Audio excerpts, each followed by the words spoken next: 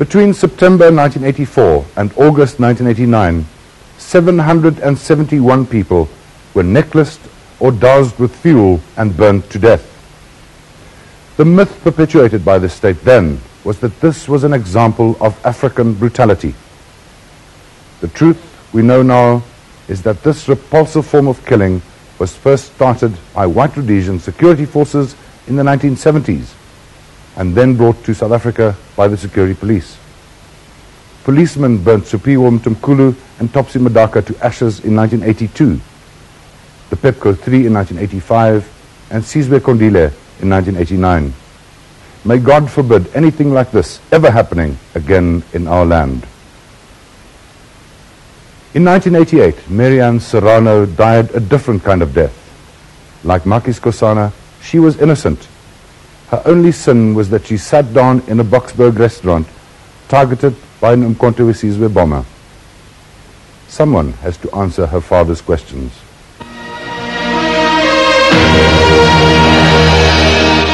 Good evening.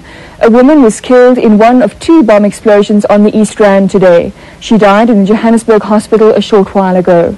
At least 57 people were injured in the explosions, believed to have been caused by limpet mines. One blast took place in a packed restaurant in the center of Benoni. 4 of the victims are still in a critical condition in the Johannesburg hospital. They were airlifted by helicopters from the scene of the disaster. Their names have not yet been released. The bomb exploded at 2 minutes to 12 with the popular restaurant packed to capacity. There was mayhem immediately after the blast as the injured lay around crying for help. Many people ran screaming from the scene in a state of shock. People of all races, including children, were among the injured. Fire and ambulancemen from Benoni and Boksburg raced to the scene and treated the injured while policemen combed the area for a second device. Traffic officials struggled to control huge crowds that gathered at the scene as policemen combed the wreck shop for clues. The interior of the restaurant was devastated by the powerful blast. Experienced policemen said it was a miracle that nobody was killed outright. The bomb had been placed under a seat in the center of the shop. The chair was flung several meters out of the restaurant. Why was a bomb placed, and by incidentally, under the table where my daughter just happened to sit?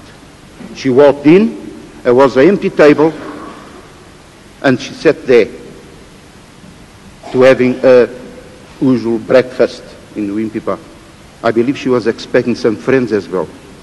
I'm glad, and this is, I always thank the Lord for that my other 2 children and you guys went to go.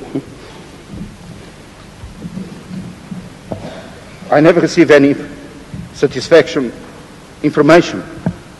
I still today don't know who did it, and that's what I am claiming from you people.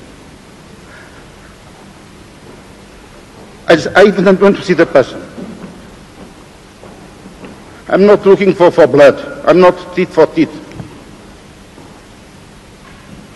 I want to know who did it and why. What was the sense of putting a bomb in a place where there is people of all races and all ages, particularly younger people, the future of the nation? Doesn't matter being white, black, yellow, whatever. We're not having that in discussion. That is very good as it is now. But it's the new people that will continue with the nation.